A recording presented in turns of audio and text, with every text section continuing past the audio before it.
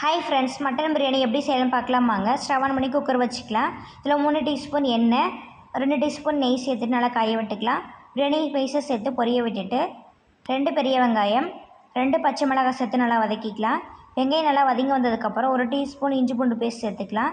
இஞ்சி பூண்டு வாசம் போனதுக்கப்புறம் 2 தக்காளி கட் பண்ணி சேர்த்துக்கலாம். தக்காளி நல்லா வதங்கி வந்ததுக்கப்புறம் 1 கைப்பிடி புதினா, 1 கைப்பிடி மல்லியிலை சேர்த்து நல்லா வதக்கிக்கலாம்.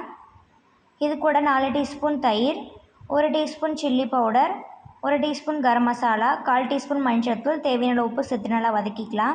மசாலா நல்லா வதங்கி வந்ததுக்கப்புறம் 1/2 கிலோ மட்டன் அதை சேர்த்துட்டு நல்லா வதக்கி விட்டுக்கலாம். நான் 1 டம்ளர் சீரக சம்பா ரைஸ் எடுத்திருக்கேன். அதுக்கு 2 டம்ளர் அளவு தண்ணி ஊற்றிக்கலாம். ஒரு கொதி வந்ததுக்கப்புறம் அரிசி இதில் சேர்த்துட்டு ஹாஃப் லெமனாக புழிஞ்சு விட்டுக்கலாம். குக்கர் மூடி போட்டு ஒரு விசில் விட்டு எடுத்தோம்னா நமக்கு மட்டன் பிரியாணி ரெடி ஆயிரும். கண்டிப்பாக எல்லாம் ட்ரை பண்ணி பாருங்கள். வீடியோ பிடிச்சிருந்தா லைக் பண்ணுங்கள், ஷேர் பண்ணுங்கள். தேங்க்யூ ஃபார் வாட்சிங்.